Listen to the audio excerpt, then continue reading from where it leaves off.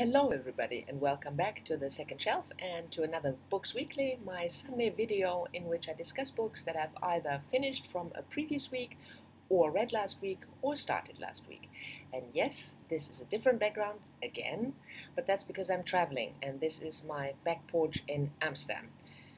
And I'm sure there will be birds and there will probably be wind, so background noises as usual. But anyway, let's get started with the books.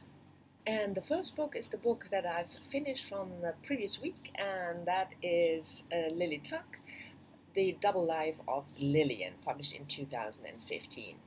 I talked about Lily Tuck already a little bit when I introduced the book. She's an American writer born in 1938. She won the National Book Award in 2014 with her book News from Paraguay. And this is my first Lily Tuck.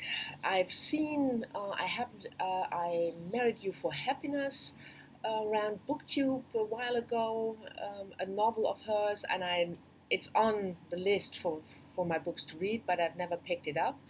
So this is the first book by Lily Tuck I've read, and it's a fictionalized memoir, you could say. It recounts Lillian's youth. She was born in Paris. Her father was a famous filmmaker living in Italy. Her parents split, divorced. Her mother returned to the United States, got remarried there. So Liliane lived partly in New York and in Maine with her mother and stepfather, and partly, especially in the summer, she would travel to Rome to be with her father. I liked it. I thought it was really well written. Lily Tuck has, what you would call, do you hear the birds? Of course. Lily Tuck has what you would call a very light pen. It's easygoing without being bland or superficial. So, like I said, it's a sort of a memoir, but it's not a straight linear recount of her youth. It's more snapshots of things that happened when she was 10, then things that happened when she was much older in her junior high or later in college. And intertwined with that is history of both families, so her mother's family and her father's family, almost in an essayistic kind of style, telling us about the war, obviously about family history, family anecdotes. So if you are interested in Lily Tuck as a person, as a writer, and if you like these kind of more snapshotty tales without a linear plot line in it, then I can certainly recommend this book. I read it with great pleasure. I read it, it's quick to read, and I thought it was really interesting. So, Lily Tuck, The Double Life of Lillian. The second book I read was a debut novel, and that is Sally Rooney, Conversations with Friends. It just came out in the UK, 1st of June. And it was one of the books that are in my video June TBR to be released. One of the new releases, the debut I was excited about. But unfortunately, the book was not for me. But let's take a step back. Sally Rooney is a very young Irish writer. She was born in 1991, so she's in her late 20s. And she published before short stories which were highly acclaimed. And Conversations with Friends centers around a 21-year-old student, Frances. She studies poetry in Ireland, in Dublin, and her friend Bobby, young artist with whom she had a relationship. Bobby is also a female character, but now they are only roommates, and both meet for them, older couple in their early 30s, which for me is very young, but for them it's older, Melissa and Nick. Melissa is a famous photographer, and Nick is an actor.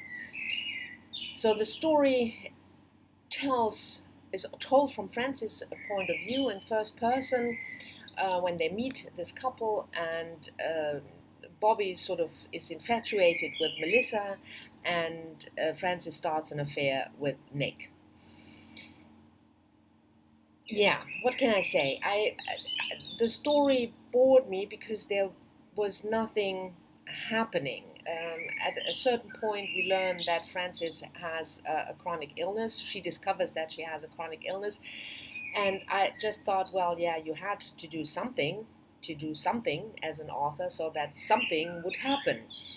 So that was the first thing. There's no arc, there's no development, and the same goes, at least as I saw it, for Frances. There was no development. Frances, in the end of the book, is the same Frances as she is in the beginning. And it's very self-absorbed, which is okay, I think, if you are, a very young person and you just discover the world and your place in it. It centers very much around you and your experience. But I thought it was boringly written also, because it's very detailed about how she gets up and she puts on her socks and then she makes coffee and then she runs the tab but that's a personal preference. That writing style, that way of telling a story didn't do it for me. And yeah, for me the story was boring. But it could very well be that I'm just too old for this kind of story. So I would be really interested if any of you had picked up conversations with friends now, or maybe you will pick it up later and let me know what you thought about it. But I cannot really recommend it. I gave it 2 stars on Goodreads. It was okay, and it was a debut, so I think that Sally Rooney can certainly write, and maybe she develops, but this one, her debut novel, was unfortunately not for me. And after finishing conversations with friends, I was a little bit unsure about what to read next. And then I came across a BookTube video by Yamini over at The Skeptical Reader about her rereading project. I will leave a link to the video down below. And as you know, if you're following my channel for any length of time, I don't reread as much as I did in previous years, and I don't know why, and I'm sorry that I don't. And these birds are incredibly loud. I hope you can hear my voice at all. And when I watched Yamini's video, and I thought, well, reread something, and you just read a debut that didn't convince you, why not read a debut that you read a long time ago and really loved? And that was Jeanette Winterson's first novel, Oranges Are Not the Only Fruit, published in the mid-80s for the first time. So it's quite a long time ago. I reread it in between, but I hadn't read it in a long time. And it's like I said, Jeanette Winterson doesn't need an introduction, I think. And Oranges Are Not the Only Fruit is a fictional account of her youth. The main character, Jeanette, lives like Jeanette Winterson as an adopted daughter with a very religious family, especially the mother, in a very tight environment. And Jeanette recounts the story of Jeanette finding out her sexuality, falling in love with a woman for the first time. And when I reread it, I knew that debuts can be really good. I know that Oranges Are Not the Only Fruit, not everybody likes the book, and not everybody likes Jeanette Winterson, so there is always this part of personal preference and personal taste. But I really love it, and it was a pleasure to reread it. And if you have never read Jeanette Winterson, I would certainly urge you to try. I know there are people out there like Adam from Memento Mori. He tried, I think, like 2 or 3 Jeanette Winterson, and he gave up because obviously it's not for him. It's not his kind of writer. That is very possible. But if you have never tried it, I would start with Oranges Are Not the Only Fruit, and maybe then go on to her novels, Sexing the Cherry or Stone God. I think she's a wonderful writer, and I cannot recommend her highly enough, even though I know that some of you might try and say, well, what is she talking about? It's just not for me. But anyway, give her a try. So this was my reread for this week, and I hope, thank you, Yamini, that this will, sort of push me a little bit to reread more. I think her project is really a good idea, to have a whole list of books that you would like to reread, and I think I might do that as well. And the last book I want to mention, and then you finally can leave me and the birds, although they are quiet at the moment, so I have to film really quickly now that they're quiet. Anyway, the last book is the book that I've started, or that's not even true, that I will start after finishing filming this video, and this is The Turner House by Angela, can you see it? Yeah, Angela Flournoy. This is a book I'm reading together with Russell over at Ink Paper Blog. His channel is relatively new, I think half a year old, and it's really, really fantastic how he talks about book, really quiet and really in depth. So if you don't know his channel, check it out and subscribe. And Russell and I will be reading The Turner House, in June. I have been meaning to pick this book up for 2 years, I think. It was published in 2015. It's also a debut novel.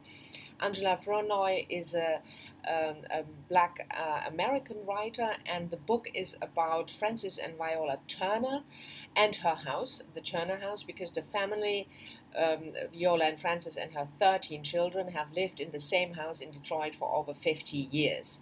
And now the mother is ill, and the children are called back to decide what to do with the house. That's the premise. That's what I know about the book. As it was, it not only made the rounds on BookTube then, but it has like pages and pages of blurbs from people. So it was a finalist, I think, for the National Book Award. Also, it's called The Great American Novel, and I'm not always that fond of family sagas, but the premise that it's all centering around this house. And family with 13 children, I thought that sounded interesting.